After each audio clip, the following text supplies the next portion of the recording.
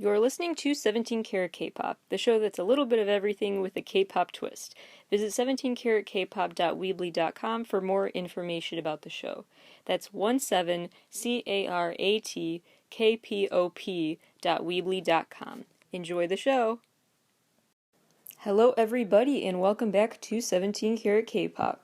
Today on the show, some new social distancing approved concert venues and other unique forms of fan meets that are the latest in a long series of creative ways to try to make the concert industry try to help it bounce back from this pandemic. So there's more developments on that front to discuss. I haven't done some album reviews in a while, so I do want to recap some of my favorite recent K-pop releases from this summer so far. There are a lot of news headlines to get to, everything from a soccer team to a new recording deal to new brand sponsorships to a car crash, although no one is seriously injured, but we will address that, to SM's new orchestra project, I have thoughts on that, to TikTok restrictions. There are so many headlines to cover today, so we're just going to jump right into all of this and more. But before I do, my recommendation of what to listen to this week is just all of the albums that I'm going to be talking about. But my other recommendation for you all is to please read this graphic novel series. It's called March. It's John Lewis's series of graphic novels, and there are only 3. It's a quick read. It's really informative though, and so powerful, and as is everything John Lewis did. And I'm just really been torn up about John Lewis's passing, and I just really want to do what I can to honor and continue his legacy and be an ally and make some good trouble, as he said. So please also watch the documentary about his life called Good Trouble. You can also read the March graphic novels. There's an episode of this podcast called The Daily that I would recommend that was released a day or two ago about John Lewis's life. So I would, if I were you, just keep seeking that out, because there's so much to read and listen to these past few days from people reflecting on John Lewis's life and legacy, and I really, really want to make sure that we carry the torch forward that he started for us, and remember how blessed we were to live at the same time as him for quite a while, and all of these tools that he equipped the next generation with to pursue social justice further. We just can never lose sight of that, and I just owe him so much, so please make sure you pay tribute and reflect on his legacy this week. Alright, let's get to some headlines. So, the Northern Hemisphere is seeing a comet these days, which is called, I kid you not, Neowise. So, NCT, what is happening? We had exoplanets, and then SM Entertainment was like, we'll have Wavy take over the moon, and now we have Neowise, a comet, streaming across the sky. It's already fading a little, actually, but it's still incredible, and we will not see it again for another 6,000-ish years, so this is huge and weird, and I just feel like NCT should drop a song or something right now to capitalize on this moment, so just wanted to bring that to everyone's attention. In more specifically K-pop-based news, there are a lot of new sponsorship deals to address. BTS's Fila collab is finally out, but it sold out within 24 hours to no one's surprise. ITZY are now officially new honorary ambassadors for the Korean Tourism Organization. Lay from XO, he has a new album, Lit, which is out now, but that's a side story. The main story I wanted to share is that he is the new global ambassador for MAC Cosmetics, global ambassador, and that's really exciting. Congrats to him. SM Entertainment has patented NCitizen 127 and this new logo for it. So there are 2 really cool things about that. One is that they applied for this patent July 14th, my birthday. Thank you for honoring me, clearly their favorite NCitizen. Thank you, SM Entertainment. I'm honored and touched by this in no way coincidental timing. Second of all, I really like the logo that they patented. If the alleged image of it is true, it looks cute, and it looks like a real patch, a badge or a pin, or it's just something that I would love to rep and wear all the time. Great promo for NCT and a great way to just symbolize being an N-citizen. And that's just a very cool development. I'm sure we'll get some cute merch out of this new patent very soon, so keep your eyes peeled for that. That is a better way to promote things now maybe than others, because there are some restrictions going into place now on TikTok viewings. So there are some major K-pop TikTok accounts from Twice, Rain, IZ*ONE, Mamamoo that are now they cannot no longer be viewed if you're in China. This is due to the recent crackdown on the internet access in China, and it's long story short, the lockdown led to more people having more time to spend online in quarantine, and that led to China kind of seizing on that moment to further work on internet restrictions and try to counteract some of that new freedom that citizens may have felt to access more on the internet there. So that's really what this is viewed as doing, not necessarily another instance of China banning K-pop. This is viewed as more just about internet app usage overall. And there's a bunch more to that, but we've talked about that in previous episodes. But TikTok really is in quite a precarious position these days, just in terms of how different countries are reacting to concerns raised about privacy and things like that. But we already went into all that, so I digress. Anyway, so in other troubling news, G-Friend has not been invited apparently to perform on Music Core. And if you remember, this happened a few weeks ago when 17 was doing the promo for their latest album, and 17 and G-Friend are both groups who are now acquired by Big Hit Entertainment, which has a long-standing they have a long-standing, the opposite of a good standing with the mainstream, quote-unquote, music shows in the K-pop world, because Big Hit is kind of an underdog agency. It's been looked down upon for years. And so the fact that yet another artist that now has Big Hit affiliations is not going to perform Music Core is concerning. However, they issued a statement claiming that they are just not on their lineup because they want to create a diverse amount of artists on their ticket for the show, to create a lot of variety in terms of the set designs, in terms of the transitions between artist performances and stuff. Music Core claims that they just want to, as a music show, stand out from the other music shows by having that variety of artists, and G-Friend just didn't make the cut because they had other artists too similar musically in their book, I guess. It is very odd, though, and it also is reminiscent of the statement they put out after 17 wasn't going to perform there, which was basically worded in a way that made it sound like, oh, well, we're not directly blocking them. They're always welcome to come on the show.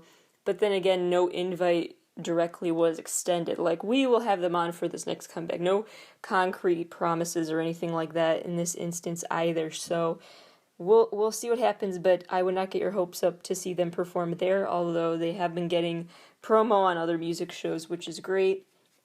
In military news, SHINee's Onu is finally back. He was discharged a few days early due to their new policy that is getting people released a little bit earlier based on cumulative vacation time and things like that due to the pandemic. For the people who are close to ending their required military enlistment time, they're letting them out a few days early, and that was the case with Onu, so he is back. Now we just gotta wait for Ki-bum and, well, and Minho too, but you know what I mean. I'm just so excited for this, I'm just so excited. I want to see SHINee back, I really do, sooner rather than later.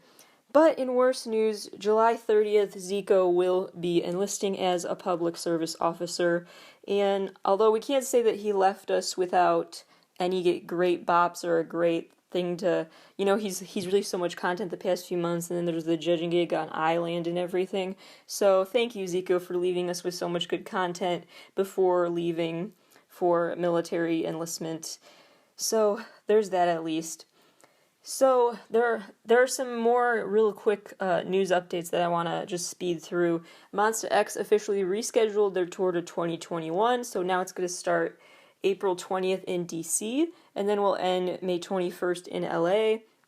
KARD is the latest K-pop group to decide they're going to have an online concert, so August 22nd that will be happening. Side note, happy 3-year band anniversary, KARD. You guys are icons. Twice also has an online concert coming up called the World in a Day concert.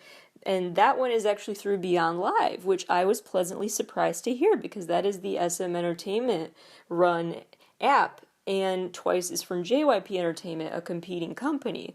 But this is really exciting, so I wonder if Beyond Live really is going to continue to reach out to artists from other companies that are not SM Entertainment, and really, I mean, Beyond Live can really be quite an interesting tool for SM Entertainment to use to expand their influence. So I'm very curious what plays out in the future. Maybe we'll get a GOT7 concert next, fingers crossed. And so Twice's show will be August 9th through Beyond Live at 3 p.m. Korean Standard Time. So that's the main downside. 3 p.m. Korean Standard Time is about 1 a.m. Chicago time, so keep that in mind if you were considering buying a ticket. Maybe you want to save for a show that has a different time or something, but this does seem to be a common thing for these online worldwide shows, so don't get your hopes up that the time will change, so that's something to keep in mind as well. KCON Thailand was officially canceled for the year. I assumed it had been months ago, to be honest, but apparently it was just made official. Ravi solo tour for North America for North America was set to be happening this fall, but now it has been moved to next year, again to no surprise, but I honestly thought they had probably rescheduled it way earlier than this. 7 O'Clock is a rookie K-pop group who, as of right now, is still set to come to the USA in early October. And they do have a little qualifier now on the promo pics for this tour that says, all of this is subject to change and be rescheduled due to COVID-19 and where we are with that by the time the tour rolls around. But I'm just very surprised they're still not deciding to just flat out reschedule for next year. We'll see how much longer that lasts, but it's very odd to me that they are still really crossing their fingers for fall, because just trying to be real here, that's probably not going to happen. iKON members Junho and Jinhwan have had minor injuries due to the car crash they got into due to an impaired driver, but they will be okay, which is the most important part of the story. Seungkwan is going to be sitting out from 17 promotions for right now because he has to have an ankle surgery after he tore a ligament during practice. South Korea has released some tourism stats about foreigners who came to Korea specifically to consume K-pop content. So the Hallyu fans of the world in 2019. So South Korea's tourism organization did some stats about what that looked like in 2019. And the average K-pop fan spent about this, I don't know why this is funny to me, this exact number, but about $1,007 were spent on K-pop goods and content. So each Hallyu fan spent approximately $1,007 on K-pop goods and content when they came to South Korea for a trip to experience K-pop related culture. So 1.11 million foreign tourists in 2019 fell under this category. So these are the fans that explicitly stated they came to South Korea for the Hallyu content. And so that 1.11 million is already a massive amount, but then think about how that's only the ones who officially agree that, yeah, the biggest reason I came was for the K-pop content. That doesn't even take into account all of the other reasons they might have come. So it's really, South Korea's tourism really has been flourishing over the past few years, in large part, just gotta say this part, in large part due to the BTS effect, although I know I'm biased to think that. So my other bias to think that news of the day is that I love this new project SM Entertainment is doing called the SM Orchestra, where they basically have the Seoul Philharmonic Orchestra with 44 different musicians all come together and perform and release a music video for an SM Entertainment classic song each month. So this monthly project started this month, and honestly at first I was a little confused and weirded out because their first song choice was Red Flavor by Red Velvet, which is such a bop, but like an orchestra remix, I wasn't sure if that would work. That just seemed like, anyway, but they really pleasantly surprised me. SM Entertainment really just has some secret ingredients that they put into their music that makes it work no matter what genre you experiment with. And so I'm very impressed with what I've seen from this project so far, and I'm excited to see where it goes in the future.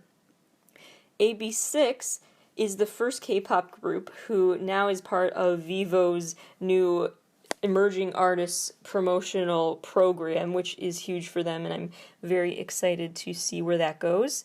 And speaking of careers that are on the ups, Somi just signed with Interscope Records, which is huge, so she's really going to make a splash with USA Promotions in the coming weeks, I believe, for this new comeback. And this is the same agency that is also working with Blackpink and also some non-K-pop stars that are huge, like Lady Gaga and Maroon 5. So this is a really big deal, Somi signing with Interscope. So congrats to her. That is really exciting and much deserved. There are new MCs of the show Music Bank, and this may sound petty, but I read an article that basically said congrats to Subin from TXT for this. So either that article just is ignoring the fact that Areen from Oh My Girl is also getting to star as a new MC, or it's just favoring Subin. I'm just confused why we're not talking about both of them, so please, if you report on this new MC news, don't forget to mention Areen from Oh My Girl, and don't just say it's about TXT Subin, because it's both of them, unless I'm confused and actually Subin is the main MC and she's just going to pop in occasionally. Unless that's the case, then can we please make the storyline about both of them equally? That would be great. In some more kooky news, I guess, there is this thing, and I don't have a ton of details yet. It's very unexpected, but these K-pop stars are forming a female celebrity soccer team. And I have a lot of questions about this that are not answered yet. Not much is known yet about this. Just a few Instagram posts have been put out about this so far, not much else. And so we'll see what happens with this. But it sounds like the plan is for these K-pop stars, as well as other celebrities, actors, and non-celebrities, and some models, different famous people and non-famous people, are forming this new female soccer team. And it has members from A-Pink and Twice and EXID and other groups.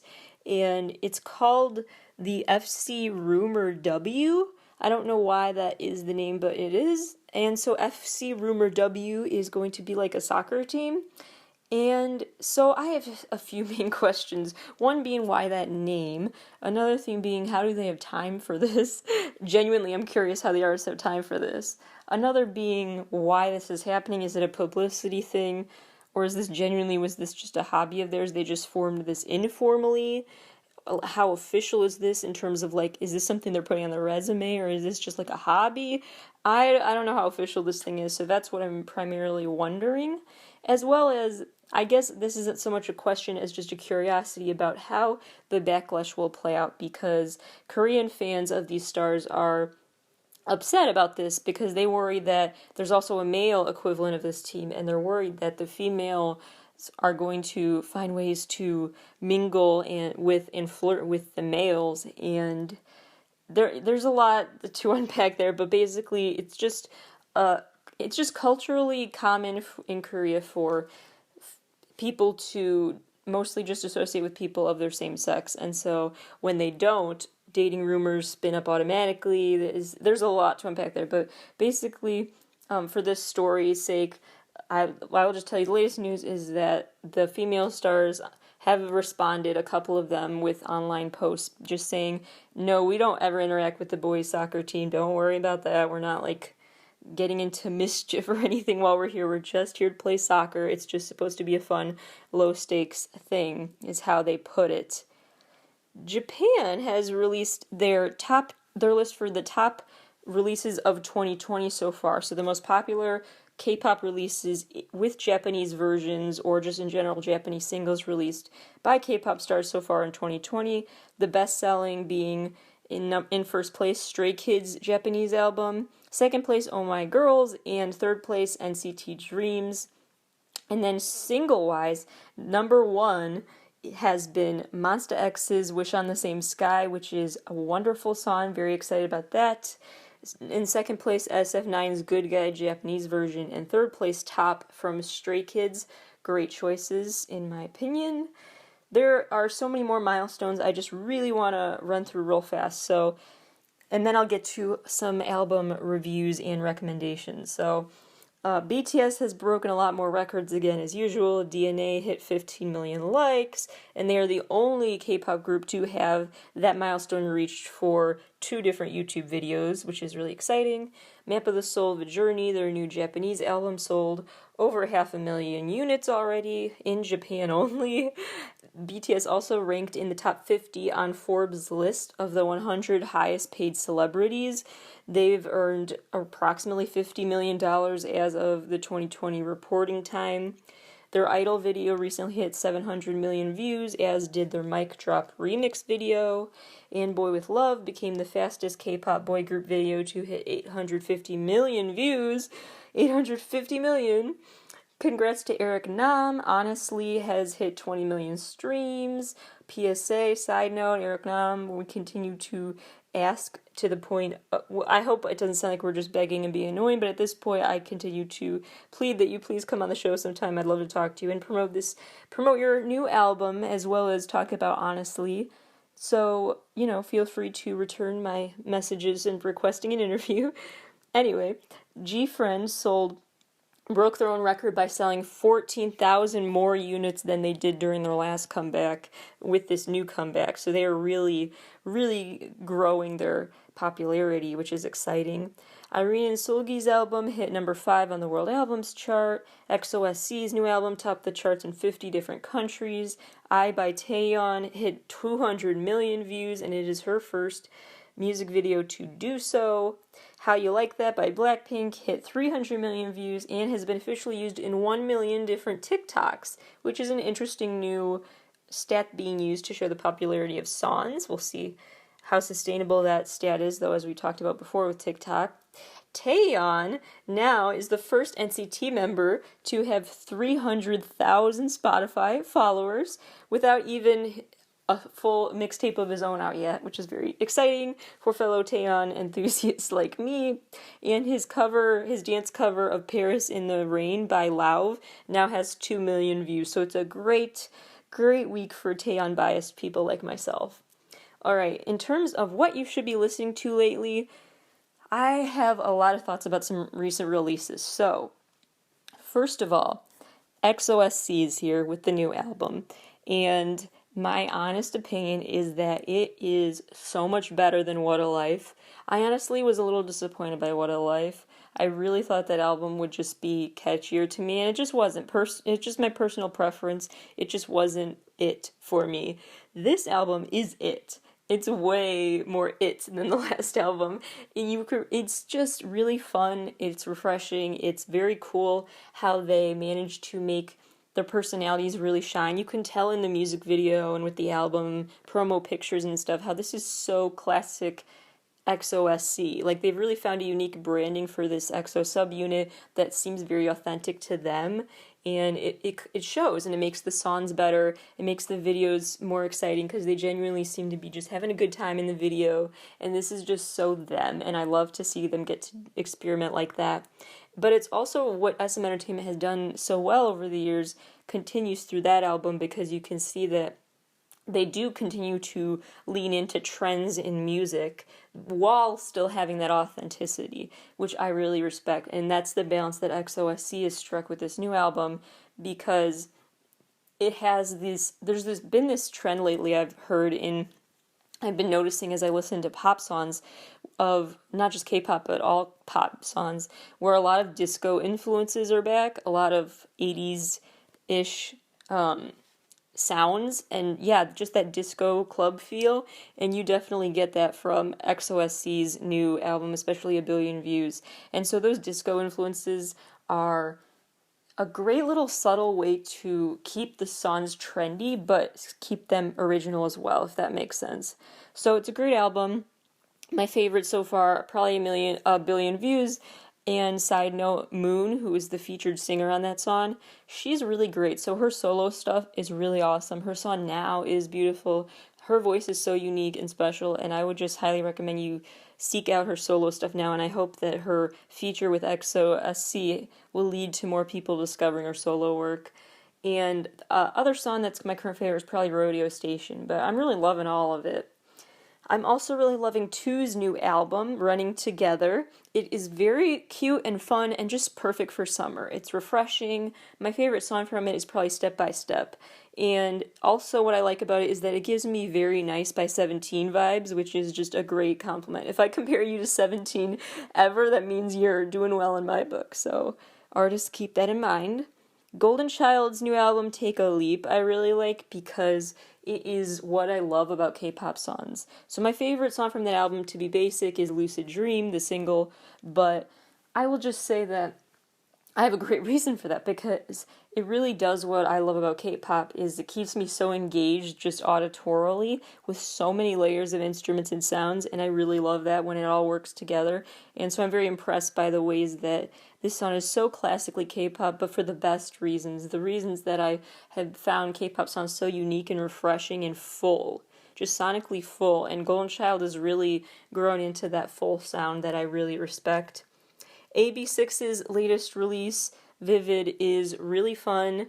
It's also refreshing and just great for summer. I really like The Answer, and Red Up is probably also another favorite. I love that we got a sneak peek of Red Up at KCON, the digital KCON this year. SF9's new album, Glorious, is really nice as well. Spring Breeze, I'm going to be basic again, say Spring Breeze is my favorite from that one.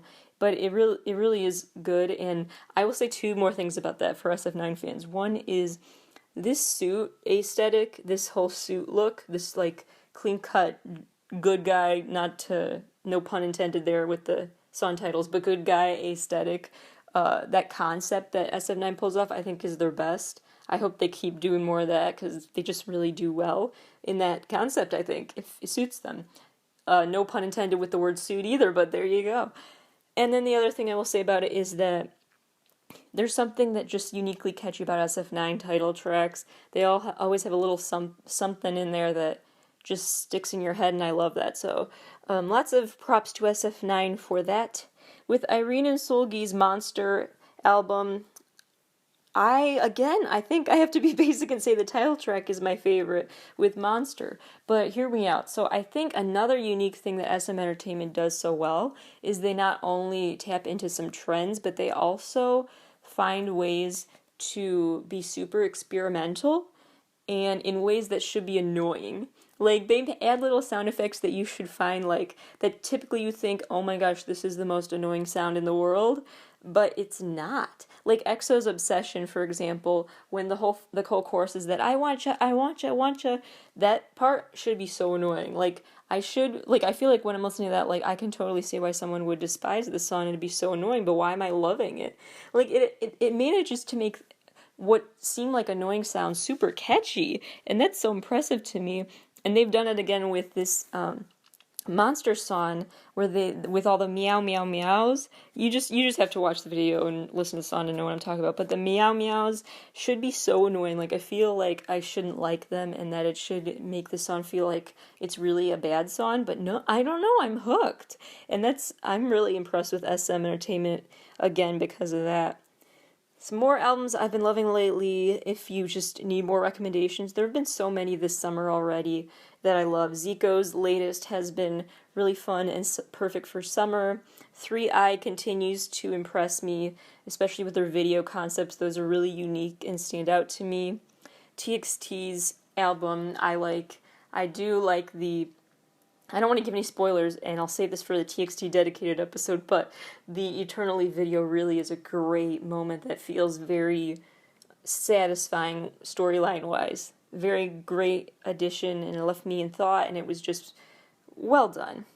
Ash Island has this new single called Error that I'm really digging. It's great if you're into that vibe of One, the Korean singer One, or Ravi solo stuff. It's kind of in that vein as well, so check it out if you're into those people. Check out Ash Island. He's really good with that sound. And then Woods' EP Equal, I really do think will take in places. I really think that I really see bright things for Woods. I think you'll hear a lot from him in the future. He's just got a very unique style, and his music video is very cinematic. It's a very cool, like, doppelganger, you're your own worst enemy movie plot of sorts, where he's the bad guy and the good guy, and it's really fun and interesting. So I think his unique musical and visual vision for his music career is really going to take off. So keep your eyes on Woods for sure.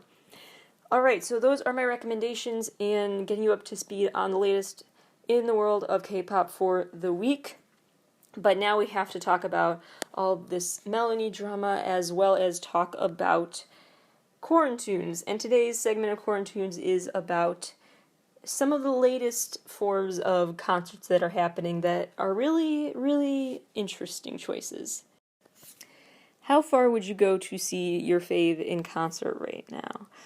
Well, you might have to be willing to sit on a frozen lake for the concert. That is at least what Latvia is testing out, this new version of a drive-in show where people sit in catamarans wearing rain ponchos given the weather and watch the show from their spots on a frozen lake. Not exactly my cup of tea. Maybe I'll take what I can get at this point, though, honestly. There are also more unique ways that people are trying to get concerts to fans. Tove Lo, just this past weekend, performed a DJ set in Animal Crossing. She clearly listens to the show because I recommended that artists start doing things in Animal Crossing or other games like Sims and stuff. And so, I'm sure I just, wow, my power, right? I'm sure that she just listened and decided that hope's right, and I'm going to do a DJ set in Animal Crossing, so you're welcome, everybody. Please know I'm joking. And so anyway, but she did do this, and she let 6 lucky fans access her island for the DJ set, which I found really cute. We're probably going to see more of those types of events in the future, as we've already discussed. The UK is trying out real in-person concerts, but designated with social distancing in mind.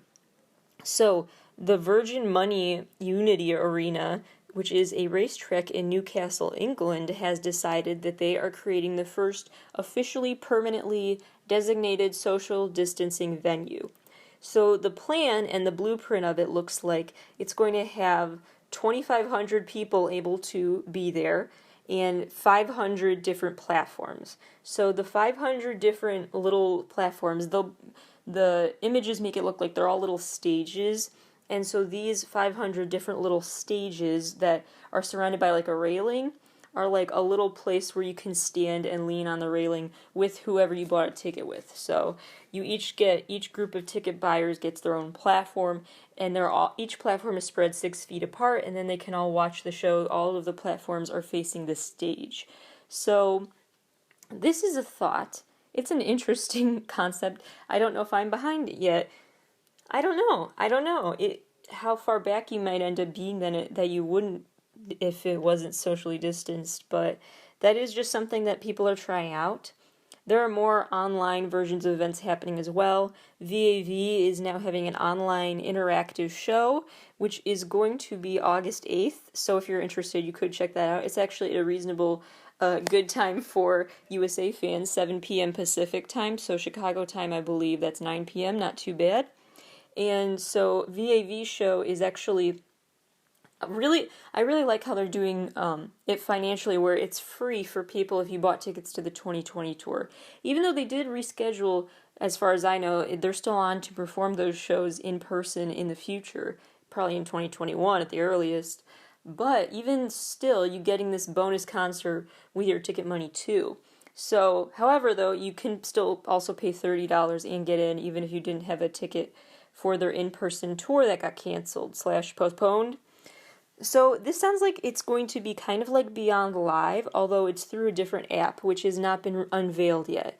But Studio PAV is hosting this event, and they apparently will be releasing the app that the event will be performed in very soon. And the event will give you video-on-demand access to the show afterwards, show access. You also get a lot of chances to participate in this interactive event, so there will be submission videos for the sing-along and the fans singing together. There will be a Q&A session you could submit questions for. some lucky fans will get picked to read their fan letters out loud, and those videos will be played for VAV. There are a lot of other opportunities as well. There will be some video calls live. So it sounds very similar to how the digital KCON K-Contact worked this year. So a lot of great interactive perks are planned for this. They're even planning to have the pick-a-pose snapshots that the Studio PAV team is known for doing for fans. The pick-a-pose in person is normally when you literally pick a pose out of like 6 different poses that are on this poster that each band member gets to pick a handful of poses to put on their poster that they're willing to do with fans. So maybe that's a hug, maybe it's arm around them, maybe that's a hand heart, whatever they want to do. And so basically you pick, and then the photographer points to the image, make sure everyone knows what the pose is going to be, and you pose for that picture, and you get a Polaroid out of it. Now, how that is moving to an online format remains to be seen. Apparently, there's a way to edit, I guess, your picture to still pose with your fave in this way through this upcoming app. So I'm very curious what that looks like and how realistic it looks that you pose together for a picture, but I guess we'll wait and see. Another unique format that is being quite debated among fans about if it's really a great way to do it or not is that, so lately what K-pop stars have been doing is moving their fan meetings and album signings online. So they just, I guess you just get the autograph in the mail or something, and you just have it like an online video chat for a few minutes with your fave. And this is sort of that, but in person. So it's a weird hybrid of old and new fan meet models where Lee Jin-hyuk from Uptension, he is promoting his latest solo release by having an in-person event. So how it's going to work is fans will go and they will all have to be required to wear masks. They will have their temperature checked at the door, and they will all be required to use hand sanitizer upon entry. And then they will all go to their seat, and each seat is 6 feet apart from the others, and they all get a designated seat. They have to be there on time, and when it's their turn, they have to be in their designated seat, or else their turn will be skipped over. And so if they follow this protocol, they will basically, it sounds like they're going to use their cell phones to talk to him, and they'll see him on this big movie screen on the other, basically where their chairs are facing. So like if I was going to this event, I would, when it's my turn, I would pick up my phone and I would call Jin Hyuk.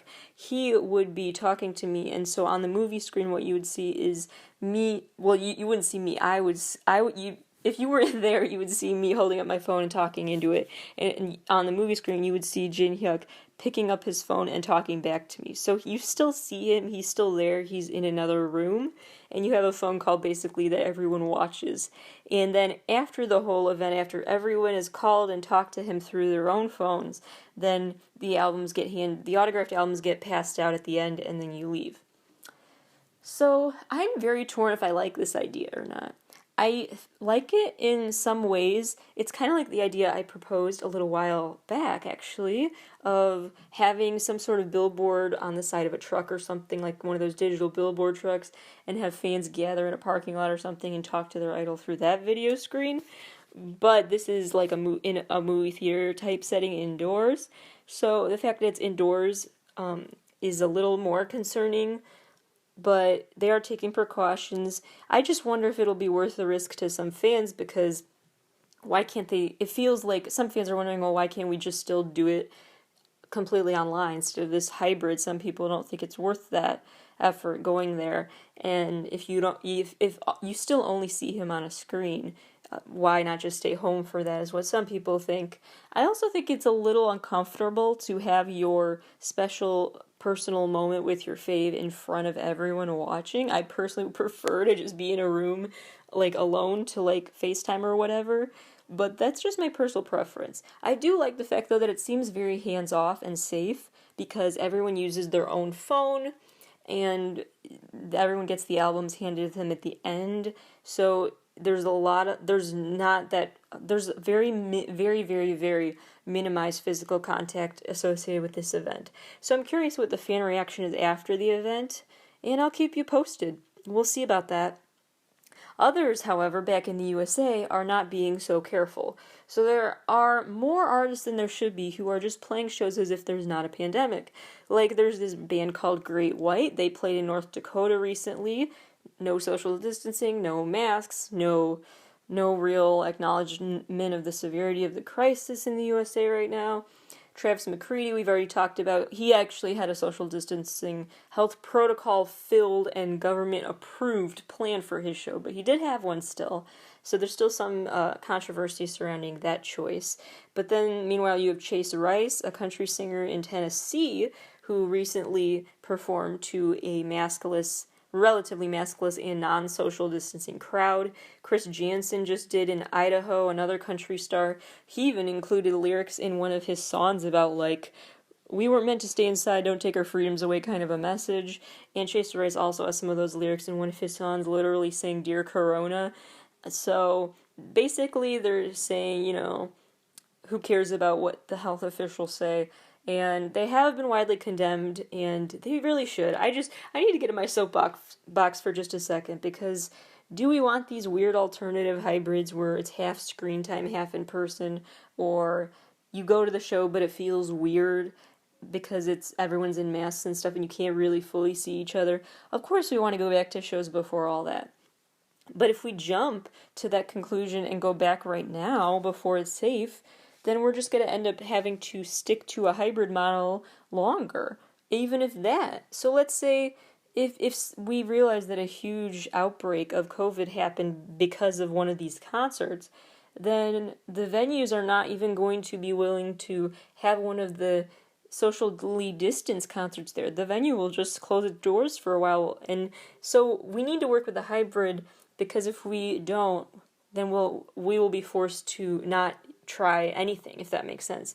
Because it's just very frustrating how some people are really acting like it's not happening. And as much as I really crave concerts and want to go back to one and miss them a lot, if we go before it's safe, we'll just be in this limbo longer of waiting for it to be safe again and having more restrictions placed on what to do and where to go. So if everyone could please just wash their hands and put on their masks and just help just stop the spread, lower the spread and the rate of transmission, and get this manageable at least. I'm really talking to my fellow USA people right now. Some other countries are doing quite well, or at least trying.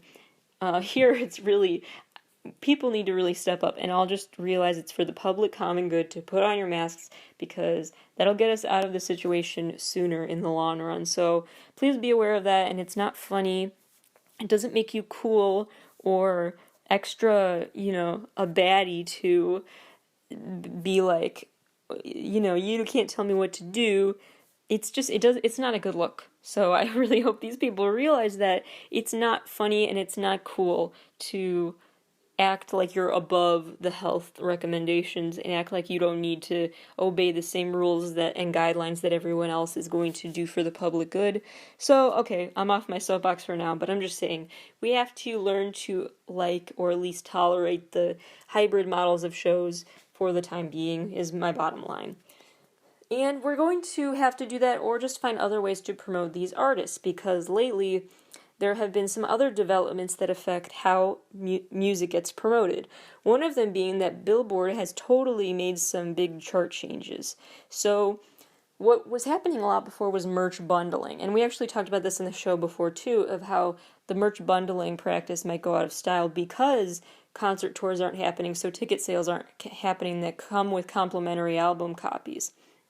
And so the same is being done for merch packages now, where you actually have to opt in and manually click on something to include an album in any merch order. So it sounds like those albums will count for Billboard chart rankings. So let's say I'm buying 17 merch and I want my 17 album purchase to go toward Billboard chart rankings. I can't just buy the 17 merch and know that I helped the chart ranking because a free album copy was in my order. Now I have to actually click opt in and get that extra copy. And so it's treated as a separate product, not part of your original purchase. And that is what would make it actually count on the charts. Billboard is also no longer counting digital downloads that come with merch that you don't get right away. Because what's been happening, especially with the manufacturing holdups because of COVID, is that, again, let's just do the 17 example. So like, if I this year in 2020 during this pandemic decide, well, I want to help 17's chart ranking, so I'm going to buy a bunch of different merch and know that an album copy comes with each piece of merch or something. And if I say this, then I'll be like, oh, I'm buying like 5 albums, the equivalent of 5 albums, because each piece of merch I bought will come with a digital download of the album. But that is no longer the case if it's being sent to me. So, like, if I was buying it on site somewhere, that might be a different story. But in terms of digital downloads and digital purchases, those pieces of 17 merch I ordered might not even be made yet, physically made yet. And so my digital download will no longer count toward rankings. So basically what was happening before is that there were factory slowdowns, shutdowns, transportation delays and stuff when delivering merch. And so sometimes what people were doing is ordering merch that hasn't even been made yet. And if it hasn't been manufactured yet, then you're buying something that isn't out yet. Long story short is that the digital downloads no longer count. They just don't. Even if you buy it like as an opt-in thing, that's not a thing. So those are the main changes, that you have to opt in to get a physical album copy to count on the Billboard charts, and that you cannot expect a digital download to work because they're basically saying, no, you can't keep counting based on possible shipments of merch and try to calculate an album popularity based on that, because sometimes this merch isn't even manufactured yet. That's just getting way too ahead of themselves in terms of chart rankings and really calculating what's popular and what's not. So that's the rationale. There's no clear start date for when they're going to implement these changes, but we will see, and I'll keep you posted on the show if there's another way. Other big development in how music is promoted. This may be the end of elevator music as we know it. So this company called Mood Media is in huge debt. They are filing Chapter 11 bankruptcy because they are in debt of, wait for it, $680 million. They have a $680 million debt. So they would need a $680 million loan just to get to $0. They are really in trouble. And so they're filing for bankruptcy. And they actually already did file for Chapter 15 bankruptcy in 2017 when they had $650 million in debt. So 3 years ago they had $650 million in debt, and now they have $680 million in debt. They were tided over because they formed some new partnerships, and we won't get into all the economics of it, but basically they did find partners to help get them out of some debt temporarily, but the COVID crisis really did set them back again. And so they're going to go to court at the end of July in Texas to decide the fate of the company. So sometime in August we may learn that elevator music has been literally canceled. But we will see. Basically, what Mood Media does is now it has acquired, since 2011, it acquired Music. I think it's still pronounced Music, but it's spelled M-U-Z-A-K. And so basically, by acquiring Music, they have acquired and taken on a company that has a reputation for basically consulting. So what Music has done is this company since actually 1934. So that's interesting. So like Great Depression era, this company was already getting started. But anyway, so this company since the 1930s has been advising people about what to do advising retail stores and other businesses what to do to get people to how to influence their consumer habits through music, basically. So figuring out what music fits the mood of the location, figuring out what types of music makes people linger in the store longer, what types of music adds to certain feelings, and what types of emotional states lead to more spending, more impulse purchases, things like that. All advice for how to increase financial benefits, increase productivity of workers even, and mostly increase consumer spending. And so this company is now a part of Mood Music. And Mood Music, when it acquired Music, Music is the little company acquired by the big company Mood Music, just to be clear. So when Mood Music acquired Little Music, they basically expanded it and decided to use its consultants for a wider variety of purposes. So then they started advising these businesses how to do things with scents, with decor, with all sorts of atmospheric elements of the shopping experience, the browsing experience, the consumer experience. So it's basically all about how the five senses can influence emotions and then influence consumer spending. And so what this means is that if mood music fails to be helped in court, if the court decides there's not enough legally that you can do here, especially since this is your your second time filing for bankruptcy, to get you out of enough debt to even tide you over a few more years like you tried last time, then Moon Music could entirely go out of business, and then the little music company would go out of business. So what that means is that basically the shopping experience will lose a huge driving force in shaping consumerism. Basically, shopping as we know it is about to change if this company cannot get debt relief. And so that's what I predict will happen, because we won't get into the details of bankruptcy filings and whatnot, but this Chapter 11 one, just know it's very bad. Things are very bad if you file for Chapter 11 bankruptcy, and yeah, I really think this company's just going to permanently go under. But what really interests me about this story is how it affects music's popularity, because there have been a lot of times, honestly, where I'm in a store and I stay a few extra minutes if I like the song playing.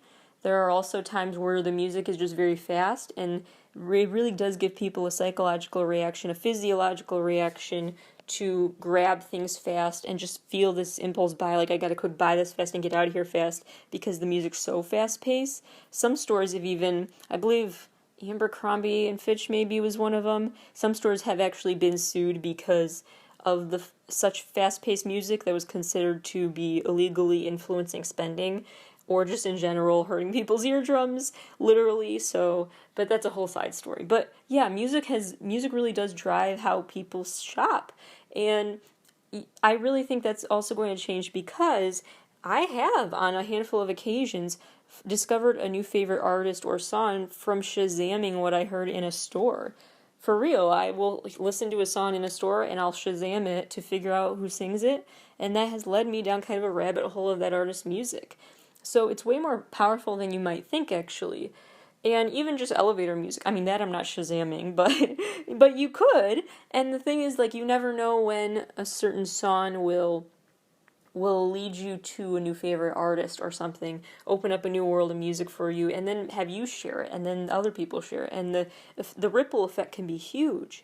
And so if artists can't get to promote their music through retail stores and other businesses because no one is promoting their music, because there's no consultant to say this music is perfect for this shopping environment, then what do these artists do? Where do they turn to for promo? And in general, when people are just locked down at home for more than usual, they're going to be out and about hearing new music less often. So it will be very interesting what this does to artists' careers and how people discover music and use apps like Shazam if they ever do anymore. And so I'm very curious to see the after effects of this company's issues.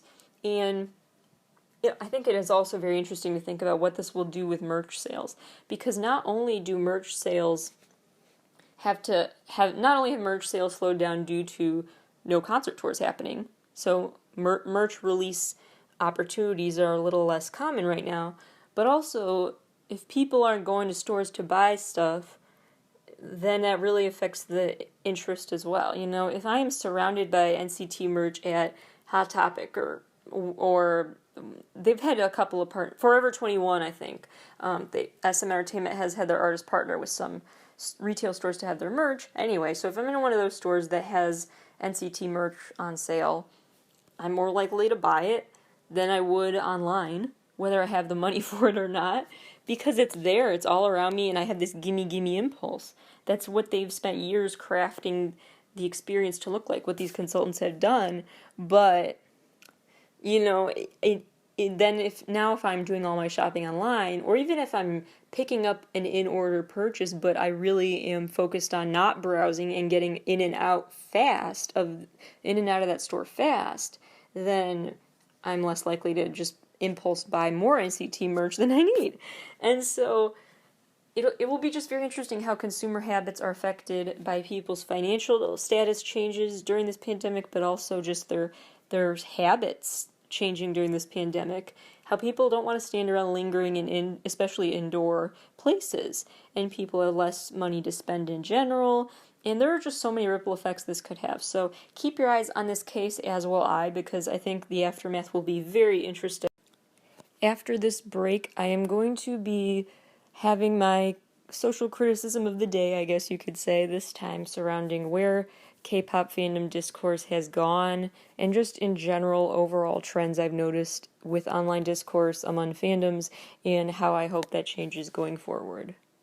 One of the ways I have basically been studying and training to see the world is based on these gender and racial dynamics that play out, whether you realize it or not, implicitly through our lives. They just do. Race and gender affect how we act, as well as how society responds to us, how we feel like we can or cannot act in response to others who feels like they are in a position of superiority versus subordination. So that shapes these interactions whether we realize it or not, and most often we do not. There's just a culture of misogyny worldwide still. There just is. Gender bias influences everything from hiring practices to how much media condemnation a famous person gets to how much women's outfits are policed to everything else. Women are just held to higher standards.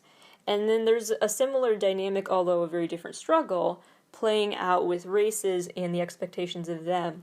There's especially a long history of Asian artists having to bear this model minority myth where they are viewed as these all these super smart, tech-savvy people who all fit into that monolithic description and are here just to contribute in terms of economics to America or wherever, and basically they're pigeonholed in very oppressive ways in that way, that putting those limitations in, boxing them into that description. So anyway, so there is a lack of Asian American diversity in the representation, especially in the U.S. media, which has contributed to that myth because there are no counter narratives.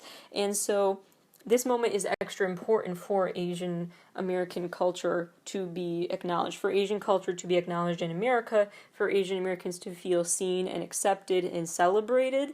So that is at play. However, it's not about, well, what is a harder form of oppression, being a different race or being male or female or however you identify. This really, it's not about comparing at all. You just can't compare those types of struggles. So the dynamics have some similarities, but these are very different in other ways too. This is a very nuanced discussion that I spent years reading about in school and cannot condense into this podcast episode. But the bottom line with these dynamics being that they always need to be kept into account because they do shape our interactions. They do shape so much of our lives, whether we realize it or not. So it's always important to keep in mind how your reaction might be a different degree of severe or angry or positive and encouraging depending on the characteristics of the person you're projecting towards. So it's always important to keep in mind if what you're saying makes sense for the situation or if it might be disproportionately emotional due to the gender of the person, the sex of the person, the race of the person. It's just always important to keep in mind how frequently you are being extra hard on certain people. To try to better understand how something might be the reaction of some internalized misogyny, there are a few things that seem to be common, and one of those ways of telling if it's an example of misogyny is when it's about physicality, when it is about taking up physical space or dictating the physical movements of someone. So like that's why the term manspreading is such a term, for example, when guys sit on like subways or whatever with their legs outstretched, whereas women are taught to close their legs and cross their legs and things like that, about really taking up space. men are expected to be, bulky, broad-shouldered, or if they are, they're praised for it, whereas for a woman, that's viewed as laughable or weird, and basically women are taught to be smaller in all these physical ways. And so there's a whole history behind this that we don't have time to get into, but basically that is a way that I kind of see it playing out when I can pinpoint and say, yeah, I think that is the time when that is you definitely increase your criticism because of some internalized misogyny when it has to do with taking up space. And that has to do with ego as well, and how much women are ridiculed or viewed as too bossy or egotistic when they express confidence and pride in their work. We see that with Lizzo all the time. People get annoyed if she's like too cocky, but I love it. I love that she loves herself. She's not gonna apologize for that or act bashful over that. And that happens a lot with female artists. So, whereas with guys, being confident and sure of themselves is just viewed as a given, or at least not a bad thing. If you don't think that affects your decisions implicitly, then that's kind of the point. It's implicit. It's something beyond our control. I'm not claiming that everyone is a misogynist, but we live in a misogynist society, and so I'm still gonna point that out. So if you want to get into more of the details about how pop music and the people who make it have been labeled as too feminine at times, or just different than like males and the traits that are associated with rock music and all of that, check out the episode of this show called Big Hit the Road. I talk about that a lot in that episode, so that is a good partner for this episode, but that's just a side note. For now, I'm just saying that basically this isn't a debate about who deserves condemnation or not. It's about keeping in check the degree of the vitriol and other emotions in your condemnation of them. Let's be respectful when we share our frustrations and disappointments towards anyone. And let's remember that no one is invincible and everyone can be held to account and should be. But we also need to keep in mind the level of the severity of the vitriol or whatever that you are directing at them. So what has led to this moment is a lot of barriers toward different types of people, and we're really at a time with social media where we can break down those barriers more than ever if we really try. And so we need to try and call out when people are challenging those barriers being broken. And I think what the situation has made me reflect on the most is two main things. It's how the media accepts and shapes certain dynamics, as well as ownership of content. I feel like it's rooted in a lot of xenophobia when artists from other countries get backlash here, or just unfair media treatment. I've talked about that a lot on the show in the past, about how K-pop stars are belittled by the Western media, but all to say that there's still a lot of work to be done in terms of treating them fairly, and that there seems to be a tendency to find an explanation for their success. I'm probably guilty of it too in interviews, but I do like to know what people think is the key to BTS's success. But at the same time, if we focus way too much on how did they get so popular here, and how did K-pop get so popular here, even if we don't speak Korean, then that really others the whole concept of music from other countries. Even if you think about like the history of terms like world music, we refer to it as world music as non-USA released, non-Western music. It's very othering, and it's just very odd. It treats them as foreign, and therefore it's weird if they're popular here. Like, oh, why did that type of music get popular here? It's very, that type of weird, like, confusion surrounding success and curiosity, and just in general a sense of weird, like, just confusion with the fact that this music can get popular here is only confusing when it's about people from other parts of the world. And so it's just very frustrating to see this double standard play out, and so it got me thinking about why we jump to conclusions that there has to be a force. Why does there even have to be an answer of why did BTS get so popular here? Because they're good. Because they make great music. They write great music. They produce great music. They create great music. They create great storylines in their videos. They're good. Artists are good when they're good. what is their secret? It just seems weird because that question isn't asked the same way to Western artists, is what I'm trying to say. It just isn't. And so, those are the two things that I took away from looking at and thinking about the situation. One is how media has led to these narratives about who we consider you must be the rightful owner of this content, or you probably wrote this content, or you did this or that. And then the second thing being what it means to own content, and who owns a song, whose contributions are weighted more than others. So it really got me thinking about ownership in the media narrative and how they influence each other.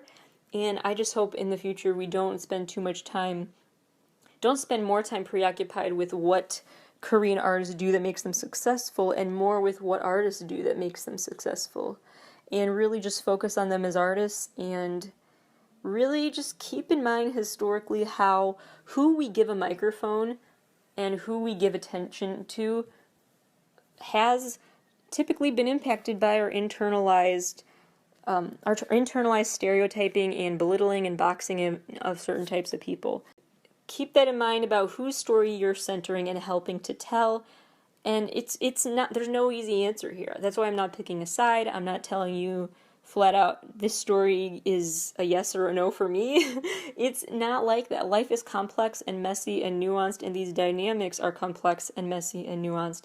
And so I'm not proposing a concrete solution to this drama. I'm just telling people to please think about all of these different aspects of it and be aware going forward what aspects need to change in how you defend yourself or how you defend or do not jump to the defense of other people, and think about what instincts lie beneath your instinct to jump in and defend a certain person. What may be driving that, or driving you away from covering a certain artist, or appreciating and showing admiration for certain content. Why does it feel so abnormal?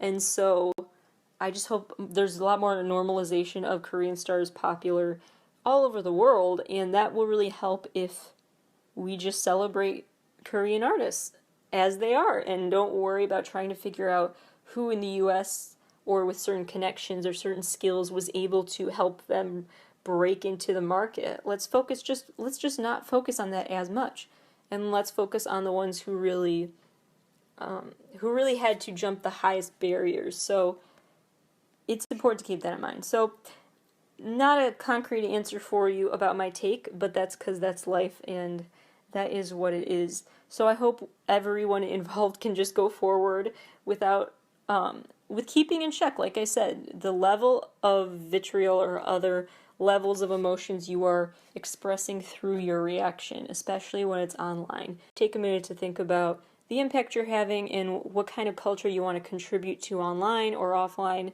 So that is the latest going on in the world of K-pop, and that is my recap for the day. On the next episode of the show, I have a few ideas in mind for what I want to talk about. I want to talk about the influence of rock music on today's music. I also have some past concert and festival memories slash crash courses in history to share. I have some content to discuss about K-pop, YouTube content. There's a lot in the store, both lighter and darker, or at least heavier concepts. So the mixed bag of concepts as usual for this show. So lots coming. The next episode should be out late this week, and I will see you when I see you later this week. Thank you for listening, and see you then.